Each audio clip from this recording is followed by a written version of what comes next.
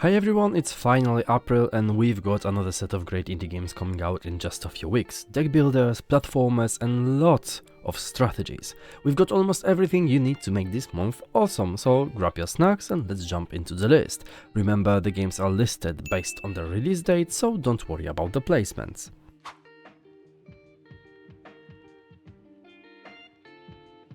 First on the list is Animal Hollywood, a game about making movies. Yeah, that's mostly everything you will do in this game. Well, mostly, exactly. The whole idea is to make as much money as possible by releasing movies, so a really realistic approach.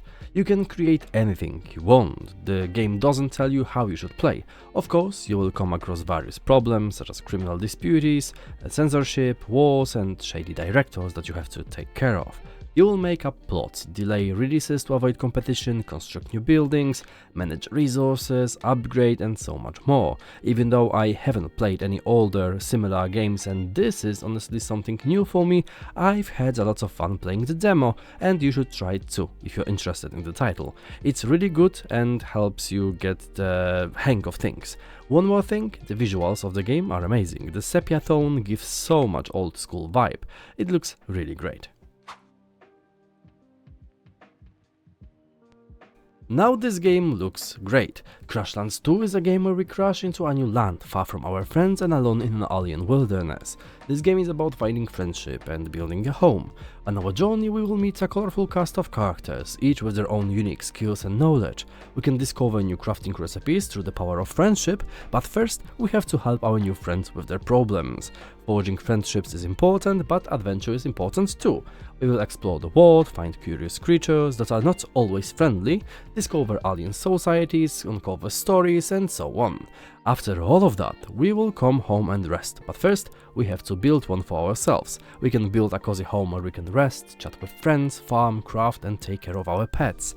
This game looks like a good adventure to experience and to be honest, I am blown away by this art style. It looks so good. The animations are funny but smooth and well done. I hope it will be a good title to play and chill.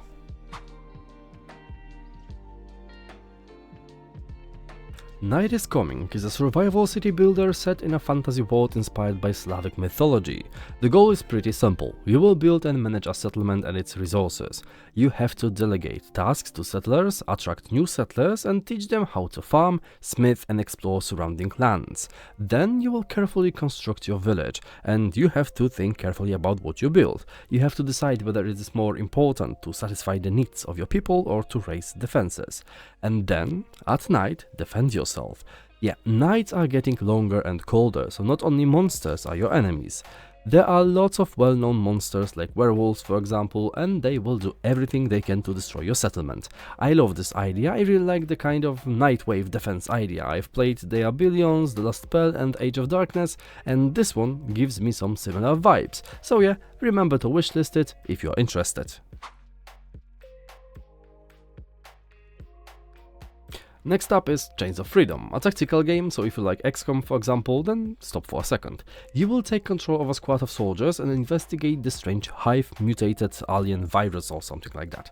There is of course turn-based tactical combat, a beautiful apocalyptic world and the storyline looks really solid. You will explore the world, gather items, face enemies and craft your gear. Yeah, this game has crafting mechanics and everything, all in a really good graphical style. The demo is available to play and it is really good. You will see how the game plays and what to expect. It doesn't really reinvent the wheel. It's your typical tactics game with action points, an interactive environment you can use for cover and so on. Anyways, it looks really great. Mandragora is a very unique blend of 2.5D Metroidvania and RPG. This game brings something fresh, and I mean, do you see how it looks? The 2.5D style is amazing, the models are amazing, the animations are amazing, and the light, environment and overall atmosphere are really something. I don't know about you, but it kind of gives me vibe from the game called Train, I mean, aesthetically. Anyway, in this game, you will explore a fallen world overtaken by monsters, and as always, we have the basic Metroidvania gameplay, where you jump, dodge, fight and explore. We will have the opportunity to master one of multiple unique classes, customize our skills and powers, and develop our character. On our journey, we will come across various artisans. They can join our caravan, unlock new upgrades, and craft powerful equipment to help us on our way. There will also be a NG Plus feature where we can start playing all over again but stronger. This game looks amazing and it feels kind of slower, so you won't be jumping, slashing, teleporting and throwing up from the visual clutter, so it will be a great choice if you want to take things a bit slower and you are more into RPGs. The game looks amazing, the monsters are horrifying, and I think we will have a lot of fun. Bionic Bay is yet another platformer, but this time it really focuses on puzzles. We will use a unique teleportation instrument to escape an ancient biomechanical world filled with imaginative technology, deadly trap and hidden secrets. I must say that this title really reminds me of Limbo, gameplay-wise.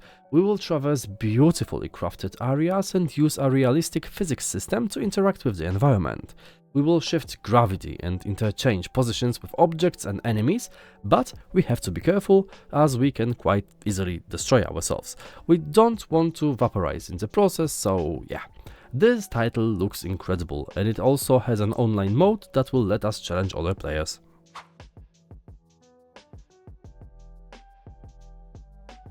Escape the Mad Empire is a party-based roguelike dungeon crawler with intense and deeply tactical combat. In this game, we control a party of heroes with multiple classes and talents. We use various skills, combine them and fight our way through hordes of monsters while crawling through dungeons. The real-time pause system helps us strategize our run to maximize the potential of our party, allowing us to collect our thoughts, I guess. I am not really a fan of this mechanic, but I guess it has its own positives. As it is a roguelike, we will die a lot and rerun the entire thing over and over again to learn from our mistakes. This may not be for everyone, but I think it is a great entry on this list. I really love the idea, and of course the pixel art is amazing. It looks nostalgic as hell, reminding me of some old games with this very specific pixel art style.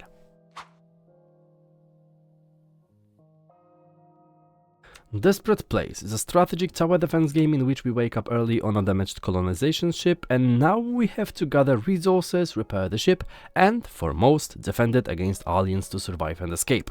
This game is one of the most interesting titles this month and it looks really amazing, both graphically and gameplay wise. We have to carefully plan our defenses and use everything we can to hold the lines, barriers, towers, traps, and even yourself as the line of defense. Be careful though, as not only aliens are your enemy, because the weather can also be really treacherous and can affect your plans. You can play the game already as the demo is available, so you can try it yourself before it releases.